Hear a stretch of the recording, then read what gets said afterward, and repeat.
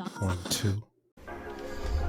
Hey, what's good? I just wanted to make this quick video on how I actually do some of my sampling.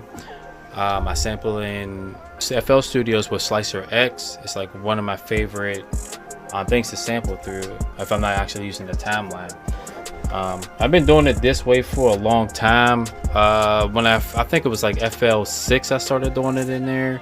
I'll take like original sample and I'll drop it into SliceX. I know some people use Edison or what is the other one? There's like Edison or the Slicer. Those are cool too. I guess, you know, whatever way that you sample, if you're used to doing it, you can do it that way.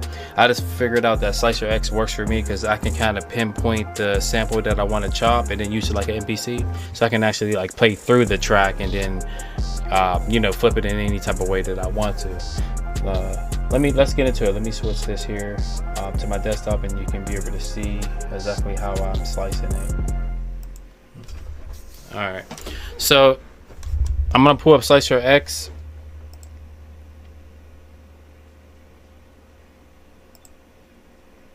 I know I call SliceX, well, SliceX, not SlicerX, but you know what I mean. So I'm just gonna pull a sample in here and show you the way I actually do samples. I'm just gonna find something random, and I just figured out. And I think like all the FL Studios, the way they actually has you sample, I know you can actually put like a marker down where in this timeline exactly where you want to actually chop. But I figured it out where if I'm using a mouse and I actually click the area that I want to sample, actually, let me actually pull a sample in here. Oh, that works. I love how it says Christmas in this. Christmas is actually around the corner. All right, so see how do you have these markers down? These markers like indicate where the sample, you can play it anywhere by hitting on your keys. So I can actually play anything. But that's just like the program. It like figures out the areas that randomly generates to sample. I don't use it that way. I kind of go up here and I never found a faster way of removing them, but this is the fastest way I found to remove all the slices. Oops. As long as this ain't like highlighted. Yeah. Okay, so you hit dual slice. Some reason, I don't know why that removed some of them. See how I have one of these markers at the beginning? What I did was you just click this right here. As long as there's no like line or anything like this, you'll have this marker at the beginning, and you can just, you know, put it there when you need to. You can click it in. I found the fastest way to keep them on tempo. I'm going to push down. I can click in now and see if I release, it removes it. So I'm gonna do it in time so I can kind of get a feel or keep it on tempo.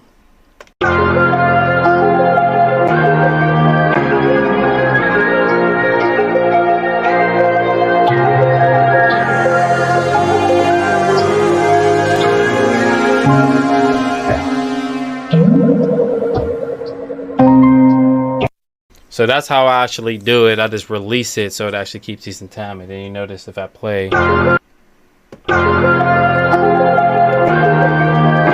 can actually push them in time. Okay, so now that I got that set, let me see if I can come up with something with this sample. So I'm going to show you. So you can play it forwards, you can play it backwards, you can play this like random places until you come up with a sample. That's the way I figure out how to do it.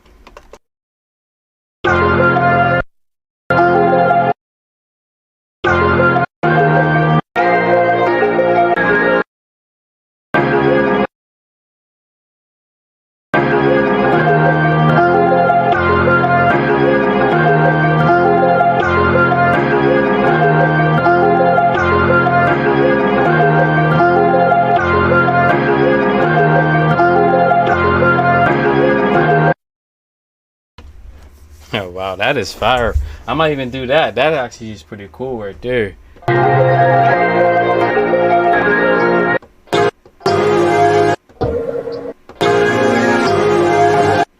Yeah, I like the one I'm just doing. I might actually do that.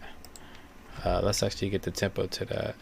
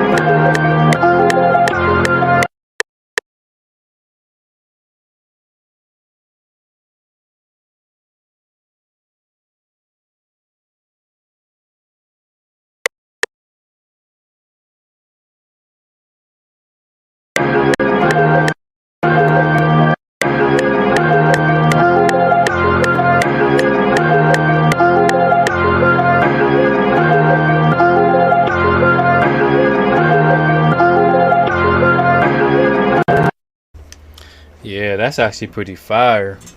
See, and that was like that's a little pretty simple beat or sample I found and I dragged over, and then I just actually did that and came up with an idea. So that's the way I used to do it.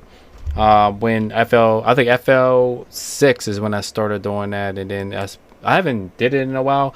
I started using a different feature. Like if I take the same sample and I drag it on timeline, I can create the same sound by chopping them on time and then placing them in the areas and having the loop that way. Because the only downfall about this SliceX is when you're working on a beat, and say if you have your snares here and then you want to do like a switch up in the middle and not have it just like this, it's going to try to play that second sample from the beginning in the middle of the track. You see what I'm saying? So it's going to sound like it's off until you play it from the beginning. So I think it's going to, if I put it here. Oh wow, you know what? Okay, so FL6 used to do that.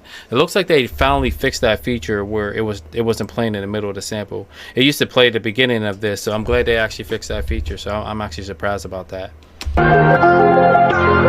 Because it was throwing a lot of people off when you're placing your melody on the timeline and it wasn't synced up, but you knew it synced up when you play it back from the beginning. Alright, so I just wanted to show you what I got so far. So far I just added like a counter melody under it, and I added drums, and just added everything else to it. But it's simple right now. I'm really going to get into it. I just want to show you what I got. Check it out. Let me know what you think.